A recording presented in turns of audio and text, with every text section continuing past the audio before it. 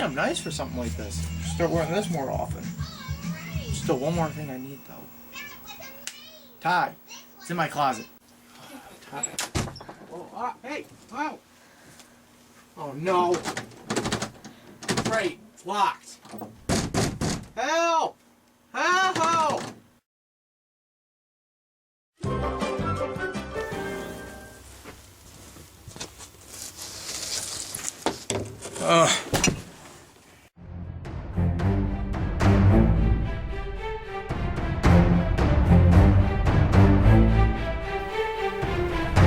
Who the hell are you?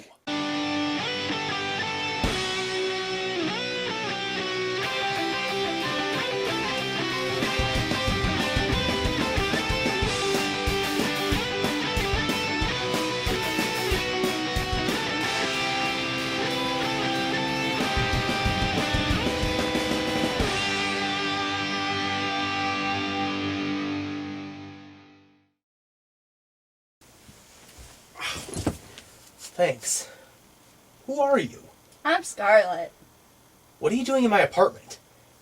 I bought it. Wait. What? I bought the apartment. No! This is still my apartment. What? Wait a minute. How do you have... How'd you acquire a Wii U? And... Isn't this my ukulele? What are you doing here? All I know is the apartment went up for sale and I bought it. Okay, I see what's going on. Listen, why don't we go out for some coffee and I will try to explain as much as I can to you in the smallest of fragments so that you'll understand. The only thing I have to say right now is, get out! That's still my apartment. I just bought it.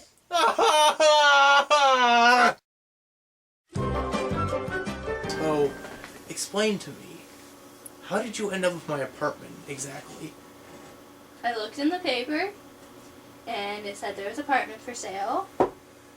And I put it in a bin and I bought it.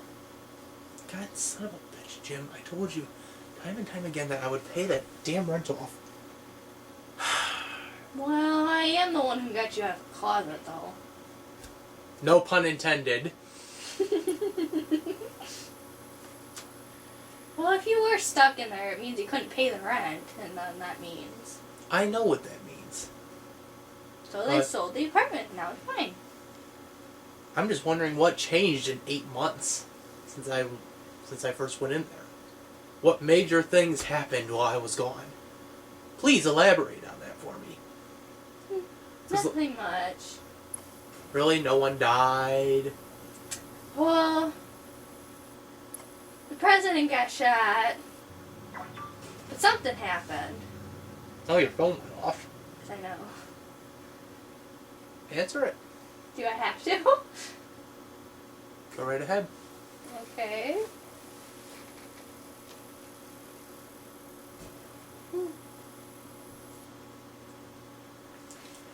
It's just, I don't understand.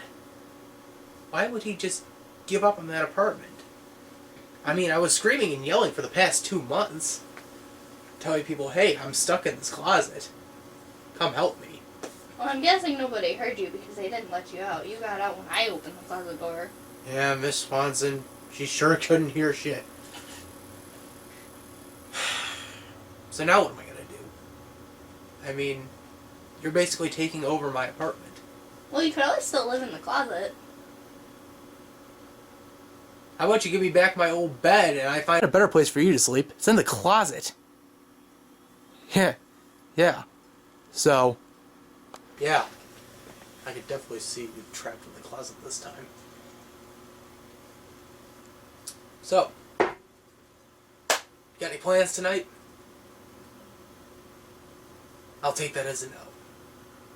Well, this has been fun, Scarlett. Now, I'll kindly ask of you to give away all your possessions to me and get out. Thank you.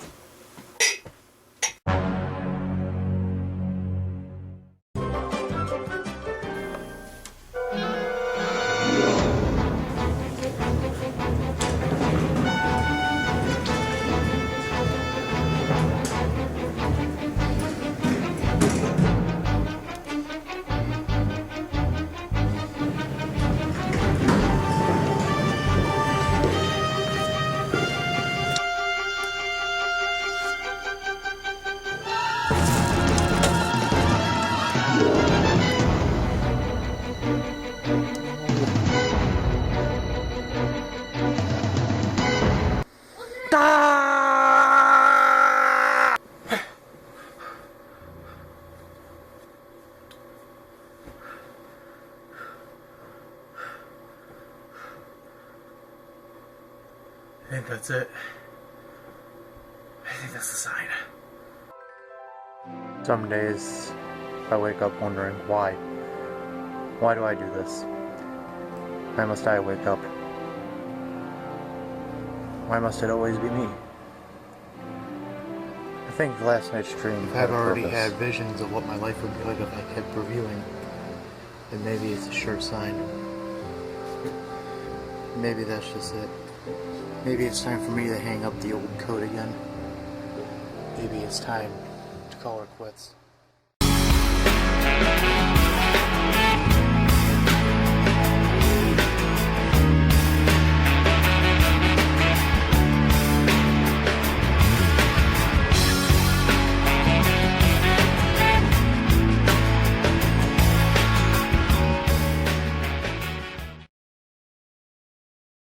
Hey guys, it's the summer, and what do people like to do in the summer? They like to waste money. So, we're here to show you how to save money by looking back at the 2013 classic short film, The Joy of Saving.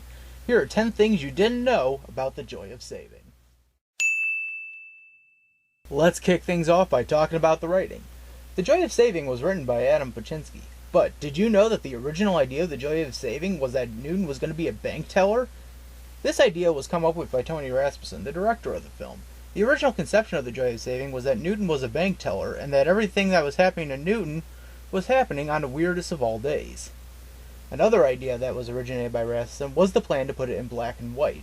Unfortunately, Paczynski shot down both these ideas. One, claiming that the idea of a bank teller wasn't interesting enough and wasn't along their allotted schedule and materials, and two, the idea of putting it in black and white seemed very familiar, maybe something out of a Kevin Smith movie.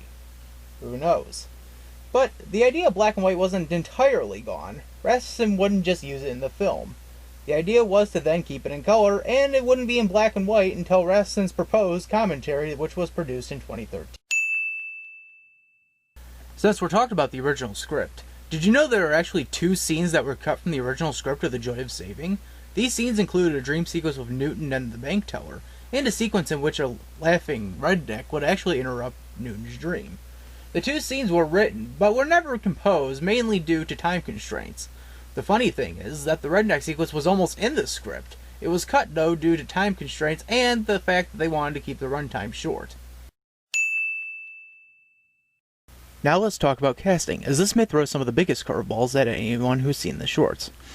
Let's start with the bank teller. Originally, she was supposed to be played by Chelsea Shook, but Chelsea Shook dropped out due to her camera shyness, and was replaced by Deborah Barone, a friend of the director's. Barone did such a good job that it was surprising that all of her performance took about 1 hour to take. With that being said, we now have to talk about one of the most interesting pieces of the short's history. Newton, as we all know, was played by Adam Paczynski, the writer of the short. But did you know that he was originally meant to be played by Anthony Rasmussen, the director? Rasmussen was all set and ready to do it, but at the last minute decided not to due to some forms of camera shyness, as he hasn't been on camera for over a year. Because of this, Paczynski stepped in and did the role. Rasmussen would eventually end up on the screen, but as the bank robber, which he admitted later on was actually a much more fun role. Along with this, bonus fact that you didn't know, the bank teller was actually the influence for the characters Sam in James and Rocco. Boom! Bonus thing. Hey, stop that! I gotta clean up there after work! Since we're on the subject of characters and actors, we gotta talk about 2 characters that appear off screen, the boss and the weird kid. Interestingly enough, both these voices were done by Tony Rasmussen. But what you probably didn't know was that the weird kid actually caused a little bit more of a stir-up than anyone intended. You see, during the test screening of The Joy of Saving, which would be the first one, many people thought that the voice of the weird kid was Rasmussen doing an imitation of Beavis from the series Beavis and Butthead. Although this actually was not the case. The true story behind the voice was that during the shooting process of the short, Rasmussen actually was getting over bronchitis and had lost his voice.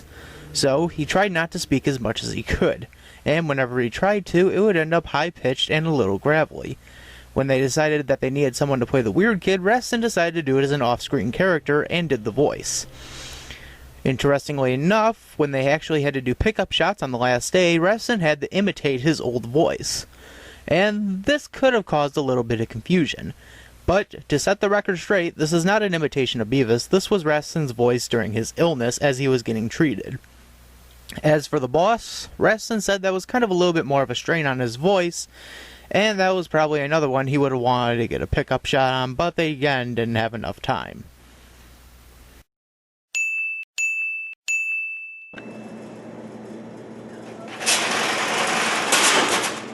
Now let's talk about the production of The Joy of Saving. The short took 4 days to produce. In those 4 days, Rastin had to suffer bronchitis, and they actually had to do a lot of reshoots on the final day. Interestingly enough, the final day was also the day they had to edit and finally distribute out the... There were 2 cuts of the short produced. There was the full version, which was uploaded to YouTube the exact day of the editing, and there was the edited version, which was sent out to the contest holders. Interestingly enough, the edited version was only the last couple minutes thrown in along with the short end credits, and a list of reasons why the short wasn't actually as full as it should have been. With the full version, you got the full-blown orchestra, the full-blown intro, and the full-blown ending. Like an actual gun? In the beginning of the short, there's a book that I.M. fumbles around with. If you notice later on when he goes to hit the weird kid with it, notice what it says. It says murder and other acts of literature. Pretty clever. Someone contact us! Someone, ow! Here's something that no one probably caught on upon. In the beginning of the bank sequence, there's a poster that Adam walks past when he opens the door. It says savings. Later on, in the same scene, there's a poster that sits behind Adam when he's talking to the bank teller. Notice it's the same poster. No, there were not duplicates. These are actually the same poster.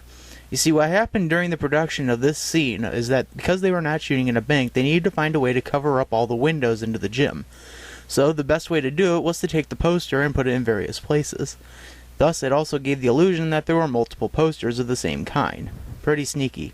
Another way you can kind of tell this is in the scene in which Deborah, playing the bank teller, is actually talking to Adam. If you notice behind Deborah, there's a sign that says popcorn. To wrap things up, let's talk about the legacy of The Joy of Saving. When the short was submitted into the film contest, it won second place in the regional end. But when it reached national, it did not place at all. Following the success of the short, they were commissioned once more to create another short. This was How to Spend Your Time Wisely, the PSA. The short was submitted into a contest held by Myers.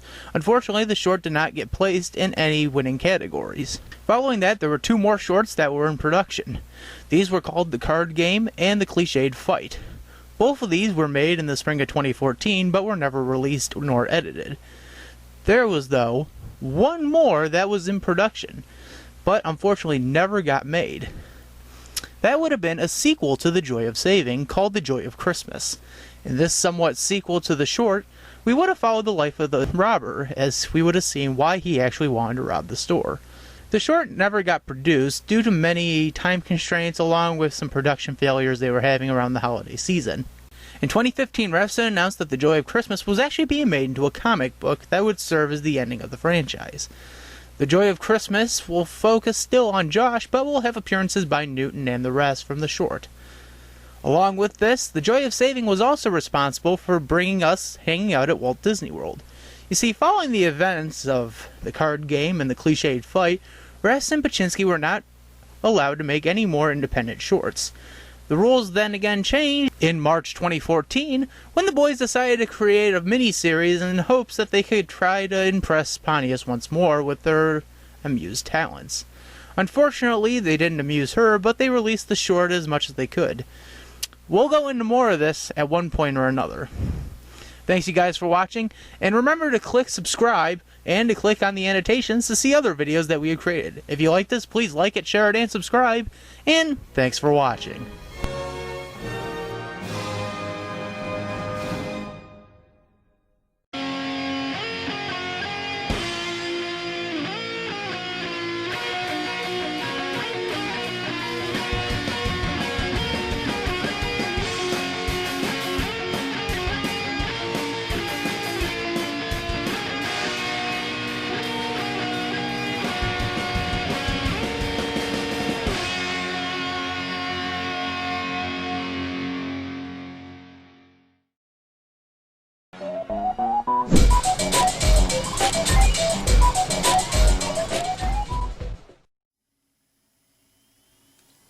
Sony, we need to talk.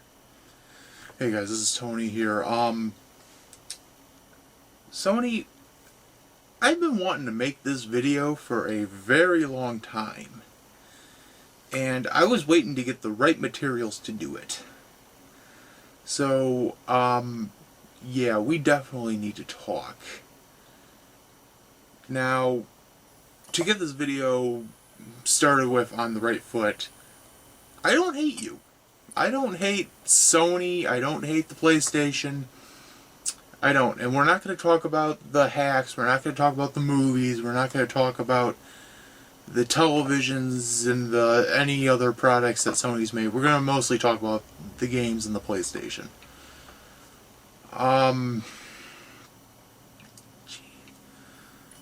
Now, many of you who probably are watching this, you're probably thinking to yourself, oh, Tony's gonna piss all over Sony, he's a Nintendo fanboy for life. No. There was a period of my life where I played the fuck more out of Sony than I did out of Nintendo. I could pinpoint that period of my life as 2001 to 2004. And then briefly again 2008 to 2011. So yeah, those are the certain points in my life when I played the hell more out of PlayStation than I did out of Nintendo. Now I'm making this video because personally I ended up coming across something almost a month ago, and when I saw it, I had to instantly get it. Now, what I got here is the original PlayStation. I found this at a secondhand shop for $10. Came with all the cords, came with a controller, came with 2 memory cards. Wonderful. And it was when I saw this, a flash came to my mind, like a sudden realization. Sony used to actually be cool. And I know you're all saying, oh, what about the PS3 and the PS4 and the Vita and the PSP? Those are okay. I have no problem with any of those. My problem is there was a time when Sony in some ways appealed to everyone. And now, in my eyes, they only appeal to... I'm trying to find the right words and not really piss everyone off. God.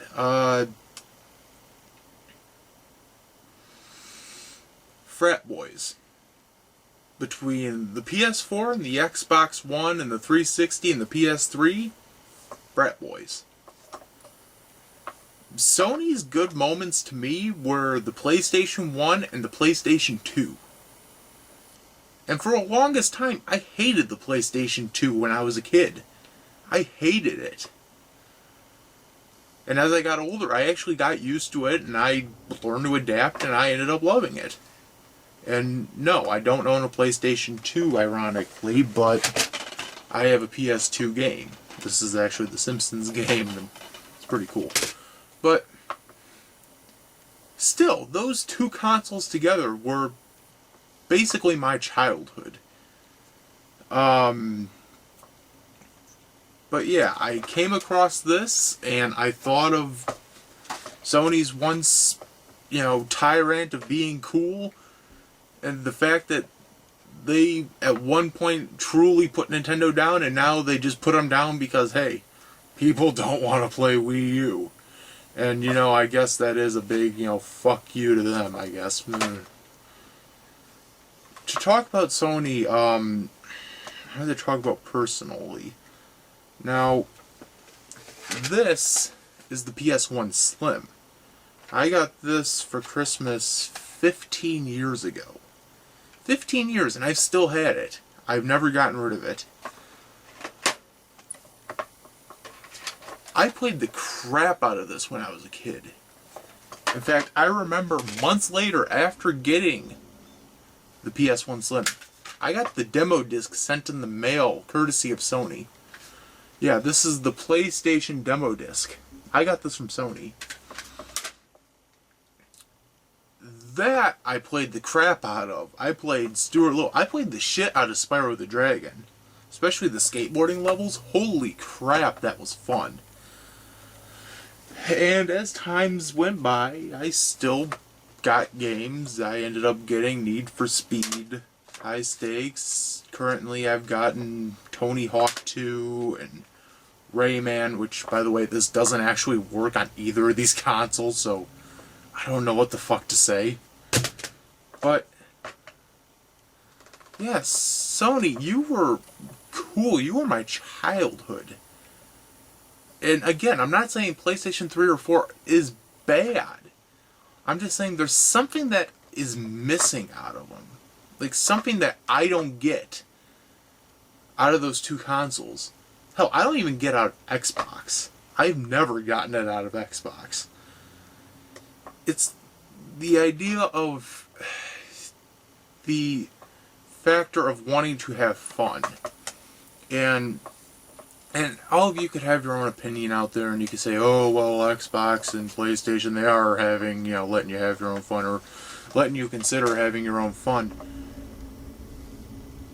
Back then, they found ways to make it fun. PlayStation, Nintendo, and hell, Sega found ways to make gameplay fun. So, Sony, these were you. These two, the PlayStation 2, PlayStation 2 Slim, those were you. Hell, I'll even go out as far as to say PSP was you. So, Sony, if you want to appeal to me, do something new. Do something interesting. Don't do a FPS. Just do something new.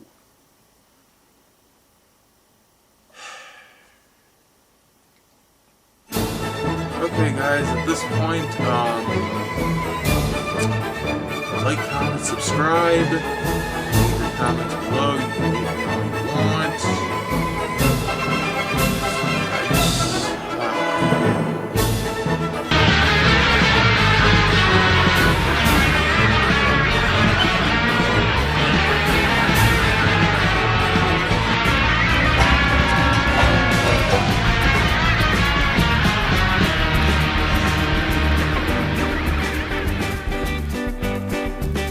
What are you looking at?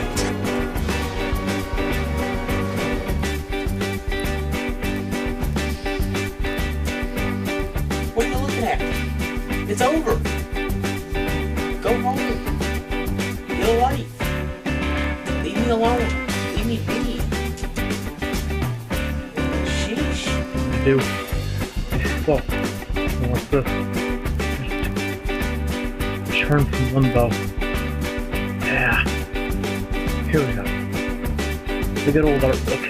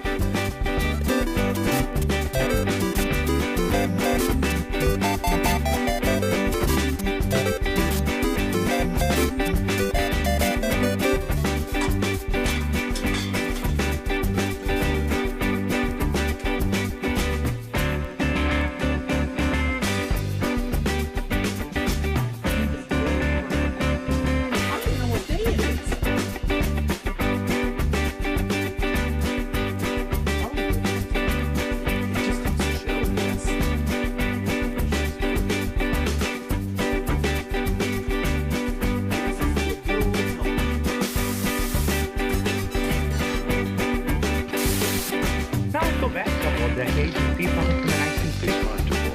Oh, now it's coming. Perfect. Crucify him, crucify him, crucify him, crucify him, crucify him, crucify him, crucify him. And that's not the only thing that keep you up at night.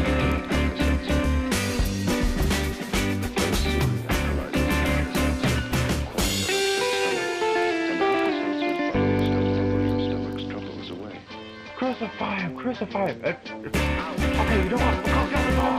Crucify him, crucify him, crucify him, crucify him.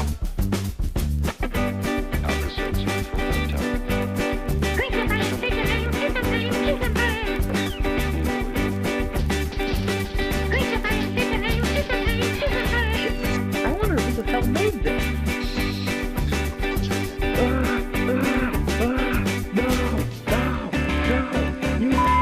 Why would you do it to me? There is no God. There is no God. Why would these assholes be pressed and making this fucking thing? Get out! That's still my apartment. I just bought it.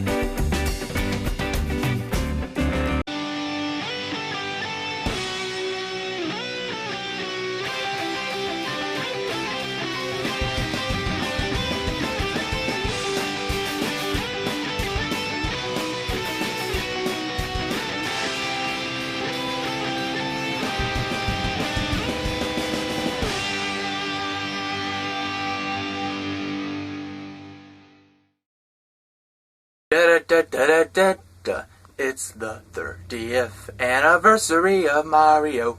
Hey, this is Tony, guys, and I am so excited about the 30th anniversary of Mario. I mean, wow. Talk about one of gaming's most recognizable mascots lasting that long. Pac-Man is still going on. It's 35. So, besides all that, I want to discuss what I truly think of Mario, as it is one of my favorite gaming franchises of all time. And to prove it, I got like all the Mario issues of Nintendo Power, and we have a Nintendo puzzle, Mario puzzle, and I got all the games back here. In fact, I built this Mario right here. I built it last night for 2 hours straight. So, what do I enjoy about Mario?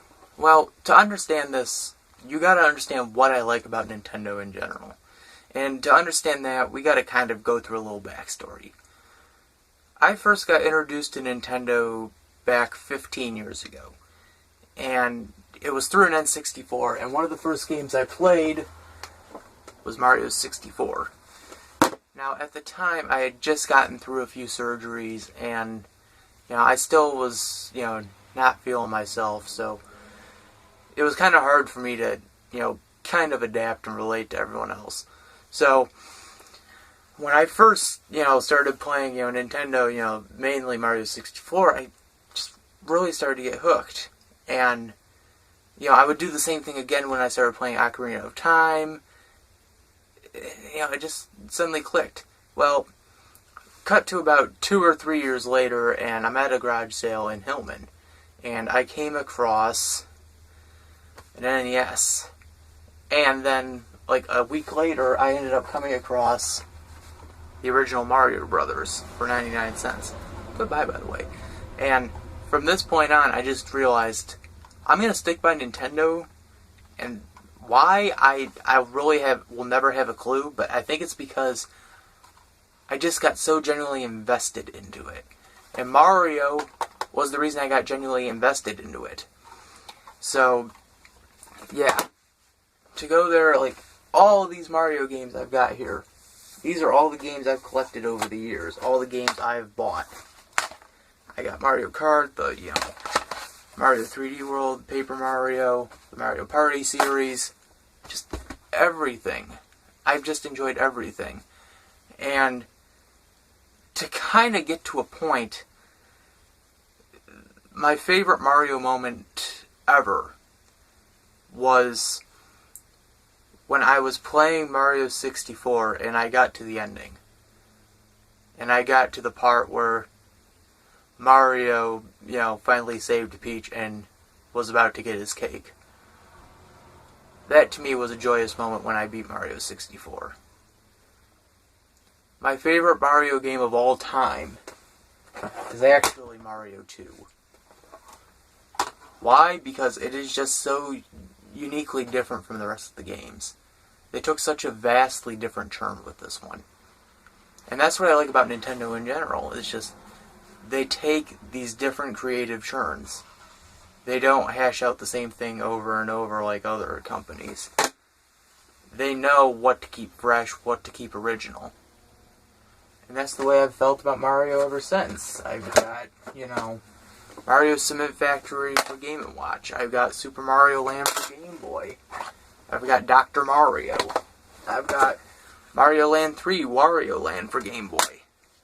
These are all just really great games. In fact, Mario Brothers 3, I have. Still one of my favorites. Nintendo has invested, so much into being creative, and Mario being a prime example. That it's one of those series that I literally just enjoy playing. With that said, guys, thanks for watching. To everyone out there from Nintendo, happy 30th anniversary for Mario. I give him props. Everyone take care.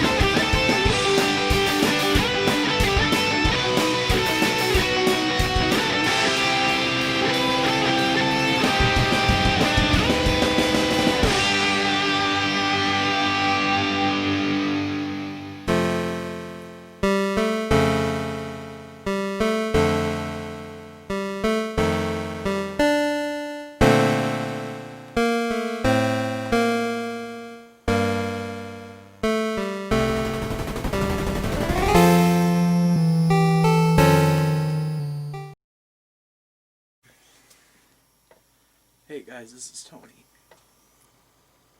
I think it's about time we answer that one question that everyone's been asking. Am I a true gamer?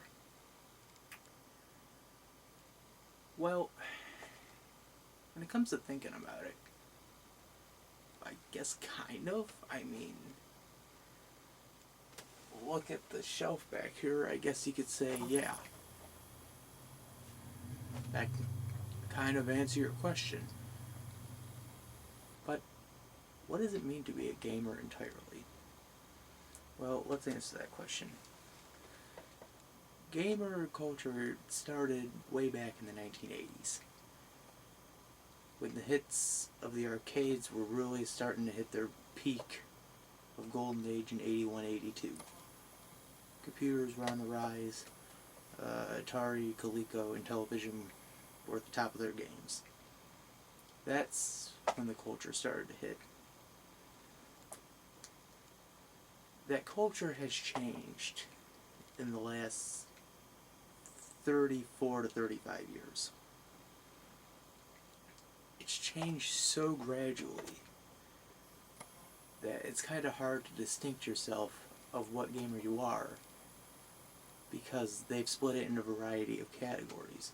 You could be a casual gamer, you could be a gamer girl, you could be just a hardcore fan, you could be a fanboy, you could be a hard-ass expert gamer. So it's kind of hard to pinpoint down who you could exactly be. To kind of cover this topic, we need to look at the positive side of gaming. Now, statistically, according to scientists, gaming has helped with quick reflexes of decision. It's helped with better understanding and conceptualization of information. It has helped with organizing and systemizing your information that you intake each day. It actually helps with hand-eye coordination. Now those are the key positives. Along with this, it also helps out with lazy eye. It could help you with diabetes in some way. If you haven't seen that Did You Know Gaming, recommend seeing it. The Game Boy Part 2. It could help you with sedation, PD sedation. Like I said, those are the positives. The pain in the butt for most of us type of people are the negatives in dealing with them. The negatives of obesity, the negatives of addiction, the negatives of corruption within mental state. The negatives that it is going to corrupt people. In some ways it could be true, but it depends on who you talk about. It depends on the mental state of the person. If someone is really crazy and plays stuff like Grand Theft Auto or Halo or Call of Duty, then yeah, it's going to really mess them up. But if you're talking about someone who just plays probably 1 or 2 hours a day, or plays it but doesn't really think about how he's playing it, then yeah, they're not going to really be affected at all.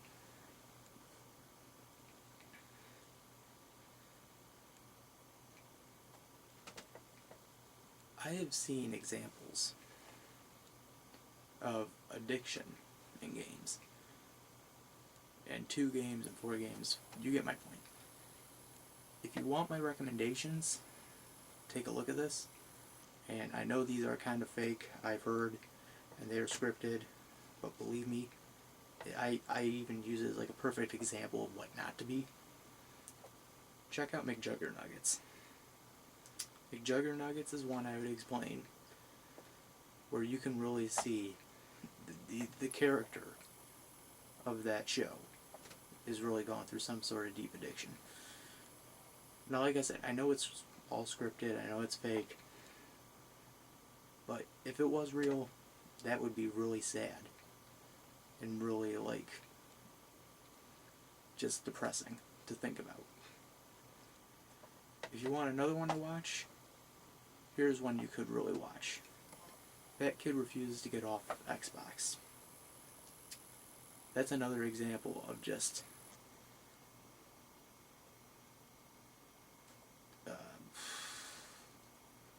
that's another example of someone who seriously has an addiction and doesn't think about anything else. His friends are trying to get him to stop playing so they can do their work. No, he won't stop. So with all that out of the way, let's finally get to the question at hand. Am I a true gamer? Well, thinking about it, it's kind of a yes and no. Yes, I do consider myself a gamer. Do I consider myself a hardcore? No. No, I do not. Despite what the collection here might seem. I don't. I actually do this as a hobby. I collect as a hobby.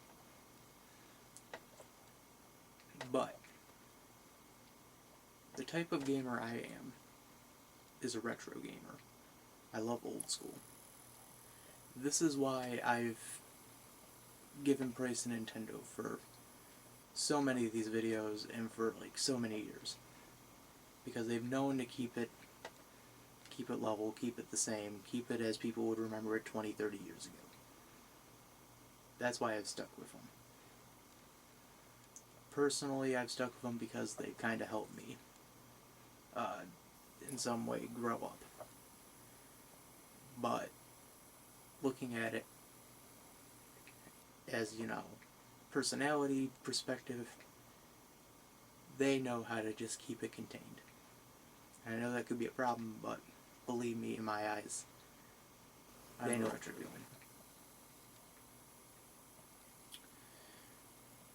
One more thing to say, guys. This is my final episode of Rants and Reviews. And I know I keep saying that, but this is truly my final episode. It has been so gratifying to keep you guys entertained for 32 episodes.